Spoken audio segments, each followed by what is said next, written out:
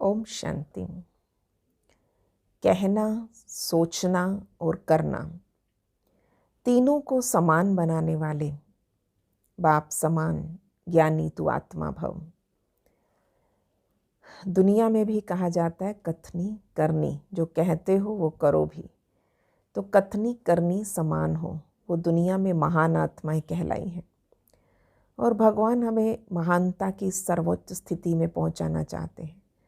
तो सोचना भी, कहना भी, करना भी। तो नहीं तो संसार में एक कहावत बनी, सोचते हैं टन भर, कहते हैं मण भर और करते हैं कण भर। तो आप सोचिए अंतर कितना पड़ जाता है। तो इसलिए इस अंतर को समाप्त करना ही महानता है।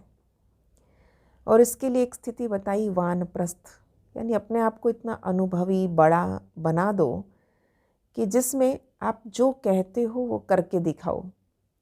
संसार सुनना नहीं चाहता, सिर्फ संसार देखना भी चाहता है। तो इसीलिए जो करते हैं, कर्म में आता है, वो महानता कहलाती है। अच्छा अच्छा सोचने वाले, अच्छा अच्छा बोलने वाले वक्ता बहुत मिलेंगे, परंतु अब करके दिखाना। तो जो हम सोचें बाप समान स्थिति बने, अर्थात जैसी बाबा की सोच वैसी मेरी, जो बाबा कहते हैं वैसा हम कहने लगें।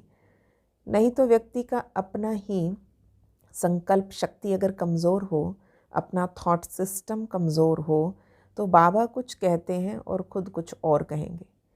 फिर कहेंगे बाबा तो कहते हैं, अर्थात बाबा कहते हैं वो मेरे वश की बात नहीं है। तो ये कमज़ोर विचारों की रचना है। तो मजबूत शक्तिशाली संकल्प रचेंगे तो वही संकल्प रचें जो बाबा का संकल्प, वही कहेंगे जो बाबा कहे। तो वानप्रस्थ अवस्था अर्थात छोटे छोटे व्यर्थ के खेल समाप्त करें, क्योंकि ये व्यर्थ हमें उलझाता रहता है। तो इसलिए व्यर्थ से स्वयं को दूर रखना ही वानप्रस्थ अवस्था है। जब वानप्रस्थ स्थिति आ गई, अर्थात कमज़ोरियों के संकल्प, मेरेपन के संकल्प, व्यर्थ के संकल्प समाप्त हो। क्योंकि वानप्रस्थ अवस्था में पहुँचते पहुँचते व्यक्ति उपरामता की स्थिति में आ जाता है। सब कर लिया, अब परमात्मा के मार्ग पर लगना है। सब अपनों को सेट कर दिया, है ना, बच्चे सेट हो गए, ये सेट हो गए, अब भगवान का नाम लो। तो अब उस मेरेपन से कुछ ऊपर उठकर और बेहद में स्थित होना, ये वानप्रस्थ अवस्था है। तो कमज़ोरियों से ऊपर उठकर मेरेपन से, व्यर्थ से अब ऊपर उठ जाएं, ये वानप्रस्थ अवस्था है। वाणी से परे अवस्था, जिसमें व्यर्थ के विचित्र खेल समाप्त। अगर परमात्म मिलन का खेल करते रहें, परमात्म मिलन के खेल ये है, सदा परमात्म मिलन में डूबे रहें, तो व्यर्थ के विचित्र खेल अपने आप समाप्त हो जाएंगे। तो इसलिए अपने आप को उस ज्ञान युक्त अवस्था में टिकाना। मैं ज्ञानी तू आत्मा हूँ। ज्ञान स्वरूप, ज्ञान को जब स्वरूप में दिखाना आरंभ कर दें, तो वो ज्ञान सिर्फ शब्दों तक नहीं, सोच तक नहीं, कर्मों में उतर आएगा। तो ये बाप समान स्थिति है। तो आज ऐसी बाप समान अवस्था का अनुभव करेंगे।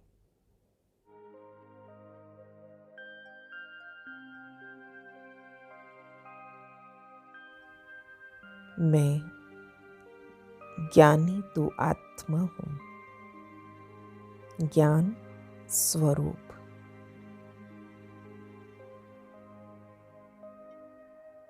जिस ज्ञान की खोज में थे उसे पा लिया, अब उसको अपने कर्मों द्वारा प्रदर्शित करने वाले। सोचना, कहना और करना समान स्थिति तीनों की, यही ज्ञानी का लक्षण है।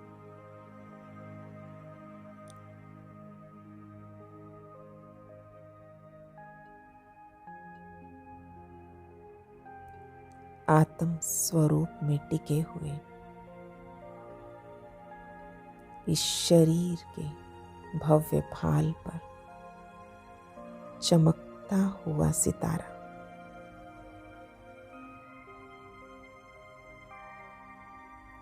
शांत अवस्था में टिक जाएं।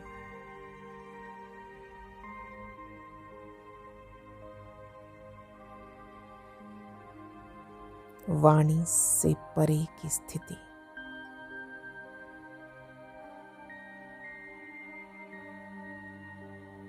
अपने ओरिजिनल स्वरूप को देखें। ओरिजिनल घर में टिक जाएं।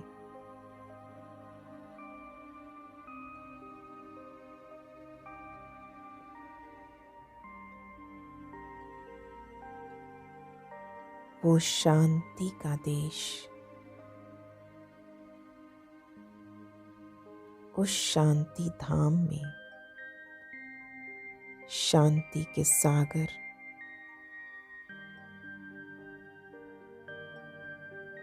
प्यारे पिता के पास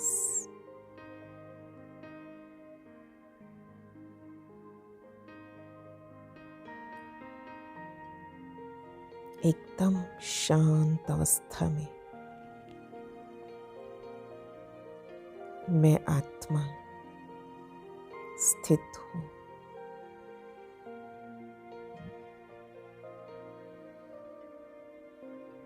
मन की आँख से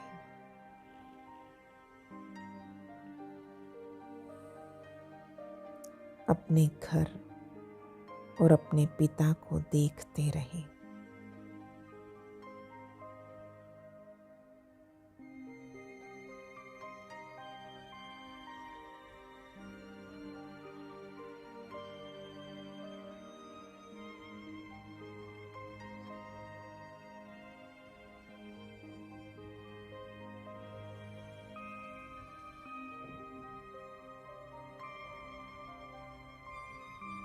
इस अनासक्त स्थिति में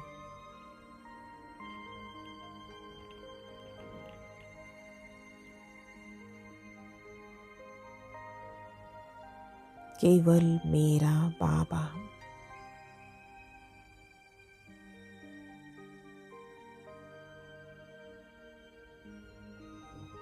यही डिटैच स्थिति शक्तिशाली अवस्था है।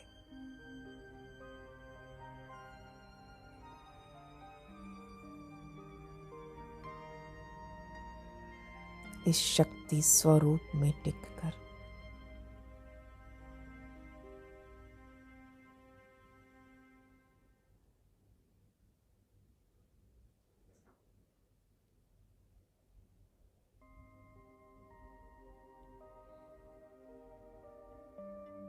साकार सृष्टि पर आ जाएं। इस साकार देह के मस्तक पर शांत अवस्था में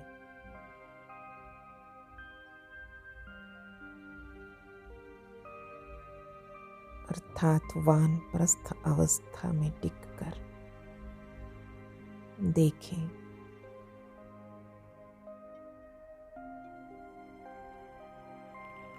सब कमजोरियों से ऊपर उठकर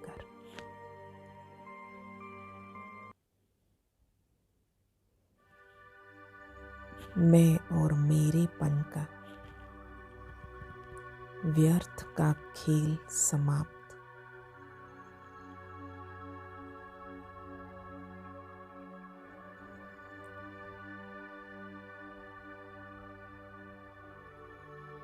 हर कर्म, हर संस्कार, हर गुण,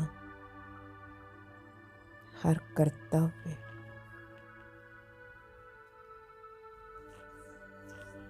समर्थ बाप समान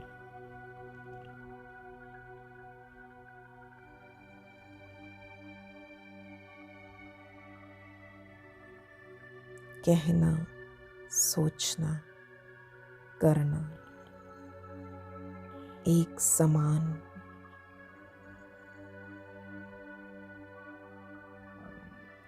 मैं आत्मा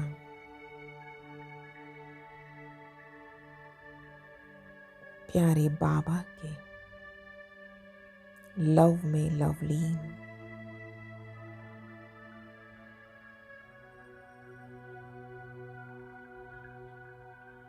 हर घड़ी बाबा से मिलन मनाने वाली।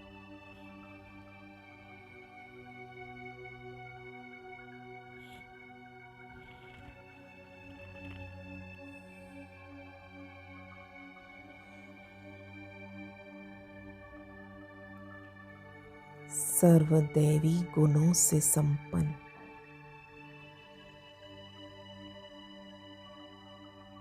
ज्ञान रत्नों से भरपूर। लाइट माइट स्थिति।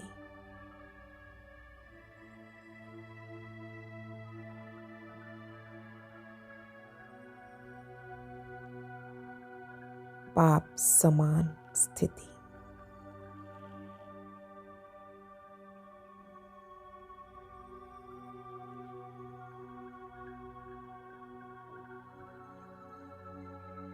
इस स्थिति में टिक कर सर्व को स्नेह, सुख और शांति की लाइट देने वाली।